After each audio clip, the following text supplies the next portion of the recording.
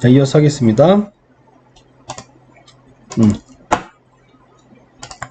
자, 미세먼지를 이루는 성분은 그 미세먼지가 발생한 지역이나 계절, 기상 조건 등에 따라 달라질 수 있다. 당연한 얘기죠. 환경에 따라 달라질 수 있습니다. 일반적으로 대기오염 물질이 공기 중에서 반응해서 형성된 덩어리, 황산염, 질산염 이것들과 황산염, 삭스, 낙스, 황화물, 질소화물 이렇게 표현도 합니다. 이 황 성분하고 합해 있는 거고요. 질소 성분하고 합해 있는 거예요. 황산염, 질산염이라고 합니다.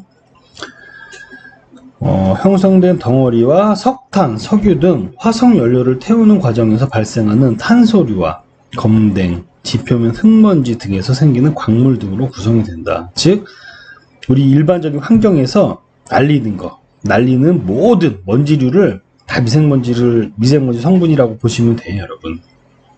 사실은 그 중에서도 가장 큰 게 화석 연료입니다. 화석 연료를 태우는 과정.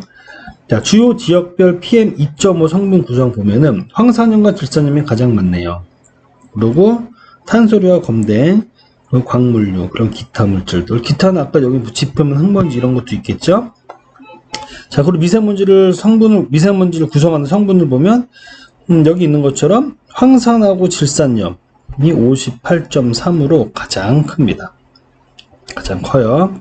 그리고 탄소류, 검댕, 광물, 기타. 이렇게 나옵니다. 자, 참고로 보시고요. 미세먼지 발생원은 자연적인 것과 인위적으로 구분이 됩니다. 자연적 발생원인 흙먼지, 바닷물에서 생기는 소금, 식물의 꽃가루, 이게 자연적인 발생원이고요. 인위적인 발생원은 보일러나 발전시설 등에서 생기는 매연, 자동차 배기가스, 소각장 연기, 산업시설에서 나오는 거죠.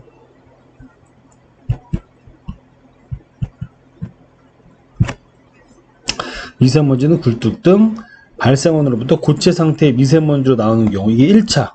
굴뚝에서 나오는 게 1차입니다, 여러분. 굴뚝에서 바로 나오는 게 1차예요. 그럼 2차는 상식적으로 굴뚝에서 바로 나온 게 어떤 것과 만나서 어떤 반응을 일으켜서 뭐랑 결합이 되든지 화학 반응이 나서 어떻게 변형이 되든지 그런 것들이겠죠. 자, 굴뚝에서 나온 것들이 공기 중에 다른 물질과 화학 반응을 일으켜서 미세먼지가 되는 게 2차입니다. 2차. 굴뚝에서 바로 나오는 애들, 굴뚝에서 나온 애들이 다른 물질과 화학 반응을 일으켜서 되는 게 2차 발생으로 나눠줄 수 있다. 그런데 2차 발생이 훨씬 중요해요. 왜냐면은 우리 전체 미세먼지 중에서 1차, 2차를 구분해 보면은 그 구성물을 보면은 2차 미세먼지, 2차 반응으로 나온 것들이 전체의 약 3분의 2 이상을 차지합니다. 전체의 3분의 2 이상. 지금 뭐냐면은 1차적으로 어느 정도 굴뚝에서 나온 게 우리 대기 환경에서 굉장히 많은 화학 반응을 일으켜서 우리가 훨씬 알지 못하는 훨씬 많은 양으로 2차적으로 생성이 되는 거예요. 2차적으로. 참고로 알고 계세요. 이런 게 여러분 우리가 막 시험 문제 저희 나오지 않아요. 시험에 나오지 않고 우리가 퀴즈나 기말고사나 할 때 제가 요약본들을 다시 드릴 겁니다. 물론 그 요약본에서 100% 다 나오진 않겠죠. 한 70% 나오겠죠. 그리고 우리가 변별력을 주기 위해서 제가 수업한 내용 중에서 좀 나올 겁니다. 그때 여기에 딱 1차 발생, 2차 발생 이렇게 가로치고 쓰는 경우들도 거의 없을 거예요, 여러분. 실제적으로. 왜냐면 이거 PPT 다 있으니까. 근데 이 내용을 이해하면은 풀 수 있는 것들, 그런 것들 나올 겁니다. 그러니까 편안하게 듣고 이해만 하시면 돼요. 자, 이거를 그림으로 거기 평가를 해보면 미세먼지 1차 발생 직접적으로 나오는 거예요. 굴뚝에서 나오고, 건설 현장에서 나오고, 산불, 쓰레기, 불법 소각에서 나오고, 자동차 등 배기가스에서 나오고. 이게 1차 미세먼지예요. 자, 아까 굴뚝에서 바로 나온다 그랬죠. 그 얘기는 뭐예요? 아무런 반응을 거치지 않고 나온 그대로. 첫 번째 그대로. 그죠? 자, 공장에서 나온 그대로. 건설 현장에서 나온 그대로입니다. 그대로. 자, 아무런 반응 없어요. 근데 이 그대로가 얘들이랑 화학 반응을 해서 이렇게 되는 겁니다. 2차 생성물. 자, 화석연료 연소에서 나오는 거, 배기가스에서 나오는 거, 이 공장에서 나오는 거, 이거 1차죠. 1차 물질들이 대기로 배출이 돼요. 오염물질로서 배출이 되는 거죠. 그 다음에 이런 애들하고 화학반응을 일으켜서 PM2.5 2차 생성물질로 변형이 되는 겁니다. 자,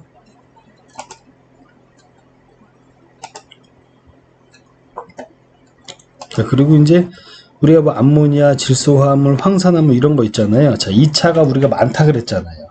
자, 많은 이유도 있습니다. 우리나라에서. 이게 왜냐면은 이런 애들 있잖아요. 이런 애들 대부분 어디서 나오냐면요. 농업, 뭐 축산업 등등등등. 농사 질 때 비료 막 쓰죠. 그리고 소 같은 우리 냄새 많이 나잖아요. 암모니아 냄새 같은 거. 소 키우고 돼지 키우고 학교 근처에 냄새 많이 나죠. 이 축산업. 자, 이런 거 다 암모니아들이에요. 질소화합물, 황산화물입니다. 화학으로 다 화학으로 구분을 하다 보면. 자, 근데 왜 1차 생산이잖아요. 1차 생산이 아니라 1차 산업. 없어질래야 없어질 수 없는 인간의 생명을 유지하는 데 가장 필요한 1차 산업입니다. 자, 이 1차 산업에서 자연스럽게 나오는 물질들이에요. 얘네들은. 얼마나 많겠습니까, 여러분? 그렇죠? 우리가 비료를 안 쓸 수 있나요? 소를 안 키울 수 있나요? 없죠? 그래서 낙농업이 발전한 뭐 호주나 뉴질랜드 이런 데서는요. 암모니아나 메탄가스, 질소화물의 대다수가 소 방구에서 나온다고 합니다. 소 방구. 그만큼 소가 많이 키우니까 방구를 끼면은 거기서 나오는 암모니아나 질소화물이 굉장히 많은 거예요. 그게 미세먼지의 가장 주된 물질로 평가가 되고 있습니다. 실제로 그래요. 자, 어쨌든 우리나라에서 이런 농업, 축산업이 1차 산업으로 많은 유지가 되고 있는데 이렇게 하다 보니까 얘들 기본적으로 있죠. 여기랑 만나잖아요. 2차 생성물이 생성될 수밖에 없습니다. 더 많은 양이 생성이 된다는 거예요. 소스가 많다 보니까. 자, 그래서 얘들이 2차 유기입자로 해서 우리 질산 암모늄, 암모니아나 이런 것들을 질소화합물로 2차 생성물로 되는 내용들을 간단히 그림으로 표현한 겁니다. 2차 생성 과정이에요. 읽어보면 자동차 배기가스, 주유소, 유증기 등에 많이 포함된 유기화합물은 반응성이 강한 물질 OH와 오존 등과 화학반응을 일으켜서 2차 유기입자가 된다. 자, VOC가 뭐냐면 휘발성 유기화학 물질입니다, 여러분. 휘발을 볼레타이드예요. 휘발을 잘하는 오가닉 컴파운드입니다. VOC. 그러니까 냄새가 잘 나잖아요. 그러면 VOC예요. 휘발이 되니까 냄새가 나겠죠. 그렇죠? 그리고 주유소에 쓰면은 그 석유겠죠? 휘발유. 다 그 탄소 화합물 계열입니다. 자, 각종 연소 과정에서 발생한 질소 산화물은 대기 중 오존 등과 반응해서 산성 물질인 질산을 생성하고 이는 대기 중 알칼리 물질인 암모니아와 반응해서 질산 암모늄이 된다. 이 질산 암모늄은 입자상 물질로서 2차 미세먼지이다. 마지막으로 생성된 이 질산 암모늄이 2차 미세먼지가 되겠네요. 자, 1차로 나온 것들이 슈슈슈 대기 중에서 이런 것들이랑 반응해서 오존과 반응하고 산성 물질을 만들고 이게 알칼리 물질은 얘랑 반응해서 최종적으로 이렇게 된다. 즉 1차적으로 나온 물질이 대기 중에 어떤 여러 가지 물질들과 결합을 해서 또는 화학 반응을 해서 새롭게 나온 거, 최종적으로 나온 게 여기선 질산 암모늄이네요. 얘가 2차 미세먼지 이런 식으로 생성이 된다는 겁니다, 여러분. 그래서 PM10과 PM2.5의 배출원, 배출량 이런 걸 보면은요, PM10은 제조업과 연소 과정에서 가장 많이 나와요. 그죠? 가장 많이 나와. PM2.5도 배출량이 제조업이나 연소에서 가장 많이 나와요. 그럼 도로는 어떤가 볼까요? 도로에서는 자동차 배기가스에서 가장 많이 나오겠죠. 그 중에서도 화물차, 디젤 연료를 떼우는 화물차. 그리고 디젤, 휘발유, LP 중에서 디젤이 가장 많이 나옵니다. DPF 그 미세먼지 그 포집장치 있죠, 여러분? 포집장치가 있으면 디젤이 적게 나와요. 포집장치가 없으면 가장 많이 나옵니다. 자, 그리고 도로가 아닌 곳에서는 선박. 여러분은 배 타봤죠? 배 타면은 휘발유를 떼우는데요.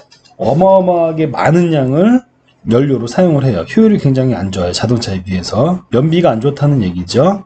자, 어쨌든 화물차, 선박 이게 가장 PM 2.5를 많이 배출하는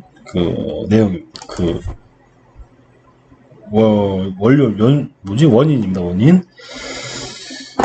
자, 시간을 또 봐야지.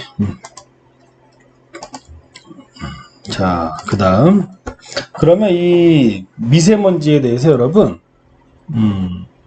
여러 가지 질의응답식으로 해가지고 국민들이 궁금한 내용을 정부 기관에서 이렇게 답변한 내용들이 있어요.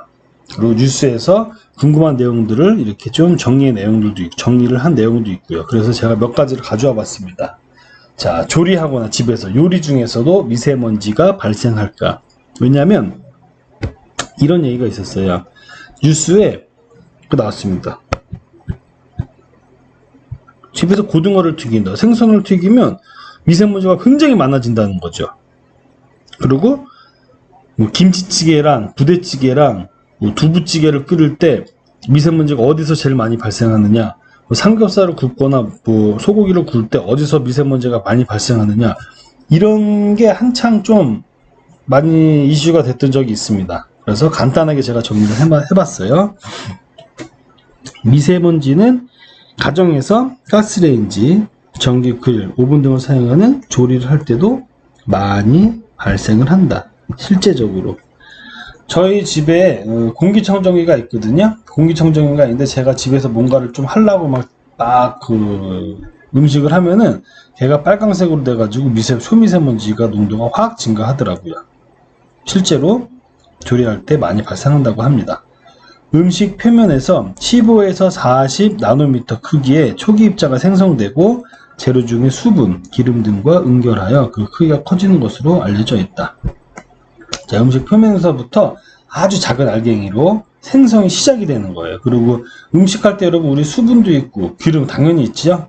걔네들이랑 응결해서 그냥 뭉쳐서 결합해서 점점 눈덩이처럼 크기가 커지는 것으로 알려져 있는, 이런 식으로 미세먼지가 발생을 한다는 겁니다.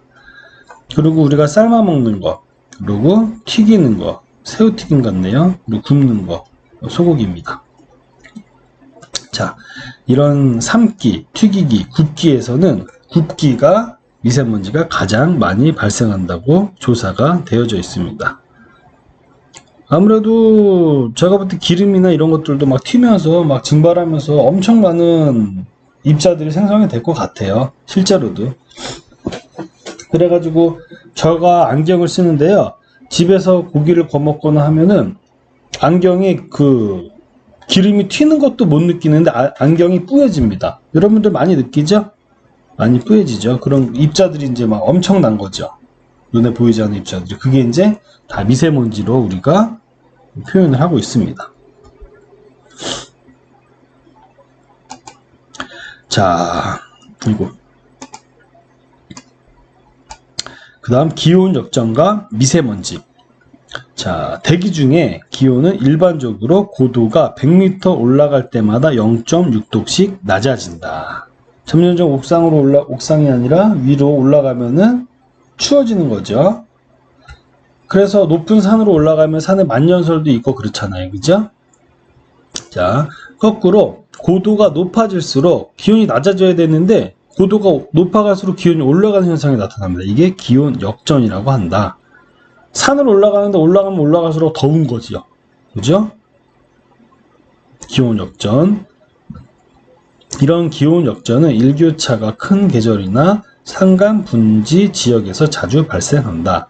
대개 공기는 여러분 뜨거우면 어떡합니까? 밀도가 낮아져서 위로 점점 올라가죠. 가벼워지니까. 차가운 공기는 상대적으로 무거워서 밑으로 내려가고, 이래서 순환이 되는 거예요. 순환. 이런 식으로 해서 순환이 됩니다. 자, 그런데 기온 역전이 발생하면 공기의 상하이동이 일어나지 않는다. 왜냐면 위로 갈수록 공기가 더우니까 뜨거운 건 그대로 위에 있으니까, 그죠? 뜨거운 애들이 계속 위로만 있으니까 이 밑으로 내려오지 않겠죠? 순환이 안 되는 거예요. 순환이. 이게요, 대기 이런 공기 중에서도 일어나고요, 이 물에서도 일어납니다. 물 속에서도. 이게 그래서 이 밀도에 관련된 거거든요. 비열이나 밀도. 그래서 우리가 물이 4도씨에서 얼잖아요. 그러면 봄, 여름, 가을, 겨울이 지나가면서 물이 정체되면서 또는 얼었다가 녹으면서 밀도가 바뀌면서 물이 자동으로 순환이 되고 이런 자정작용이 일어나는 여러 가지 내용들이 있습니다. 자, 어쨌든 이런 내용들이 이제 기온 역전이고, 지상에서 주로 발생하는 미세먼지 등 대기오염물질이 지상층에 머물게 되고 계속하여 쌓이면서 그 농도가 높아지게 된다. 기온 역전이 일어나면은 순환이 안 되니까 지상이 머무는 거예요. 슈 올라갔다가 슈 왔다가 다 막 순환이 돼야 되거든요. 순환이 돼야 되는데 기온 역전이 되면 딱 단층입니다. 여기 A 섹터가 생기는 거고요, 여기 B 섹터가 생기는 거예요. 순환이 안 되니까, 그죠? 이렇게 딱 단절이 되니까는 사람들은 여기 살죠. 여기가 지상입니다. 사람들은 여기 살아요. 그러면 사람들이 있는데 이 오염물질이 순환이 돼가지고 다 퍼져나가야 되는데 안 나가니까 우리가 이 오염물질에, 이 아주 고농도의 오염물질을 그대로 호흡을 하게 되겠죠. 굉장히 안 좋은 거예요, 우리한테. 그거를 이제 미세먼지랑 같이 연관해서 생각해 보면 좋을 것 같습니다. 자, 일반적인 대기 상황이에요. 100m 올라갈수록 기온이 0.6도씩 떨어진다고 했습니다. 그죠? 그래서 온도가 올라가는 그 대기층이 위로 올라가고 차가워지면 밑으로 내려가고 순환 구조가 돼요. 근데 역전층, 고도가 올라가면 올라갈수록 온도도 같이 올라가는 거다. 그러니까 여기 뜨거운 공기가 있으니까 순환이 안 되겠죠? 자, 이게 이제 비열에 따라 그래요. 비열. 이게 따지면은 새벽이라고 생각해도 될 것 같아요, 여러분. 새벽에 여기 땅이 있습니다. 모래라고 할게요. 여기는 공기라고 할게요. 새벽에 새벽에 이제 해가 떴습니다, 여러분. 해가 떴어요. 해가 떴으면은 태양이 비칠 텐데, 자, 공기하고 모래하고 어느 게 먼저 더 뜨거워질까요? 공기가 먼저 뜨거워지겠죠. 그 다음에 모래가 뜨거워질 거고, 공기가 먼저 식을 거고, 모래가 나중에 식을 겁니다. 자, 그럼 새벽에 해가 떴어요. 그럼 공기가 먼저 뜨거워졌습니다. 그러면 올라가면 올라갈수록 점점 기온이 높아지는 현상이 나타날 거예요. 그리고 밑에는 모래가 천천히 뜨거워지니까 온도가 상대적으로 낮을 겁니다. 기온 역전층이 생기는 거예요. 물론 계절마다 달라요. 새벽에 기온 역전이 나오는 것을 제가 예를 들어서 말하는 겁니다. 그러면 아침에 우리가 조깅을 하죠. 아침에 조깅을 하는데 기온 역전이 일어났을 때 조깅을 하면 어떻게 될까요? 대기 중에 있는 오염물질이 층층이 쌓여 있어요. 아주 고농도로 있는 것들을 순환되지 않는 대기 상태에 있는 오염물질들을 뛰면서 호흡을 하면서 많은 양을 우리가 흡수하게 되겠죠. 굉장히 안 좋은 거예요. 그리고 미세먼지도 흡수하게 되겠죠. 굉장히 안 좋습니다. 왜냐하면 미세먼지는 1급 발암물질이기 때문에. 자, 기온 역전이 일어났을 때 조깅, 새벽 조깅 절대 안 돼요. 일반적으로 새벽에 일어납니다. 역전층이. 알겠죠, 여러분? 참고로 알고 계시면 되겠습니다. 자, 그 다음 이제 황사 미세먼지는 같은 것일까? 요거 다음 동영상으로 넘어가겠습니다.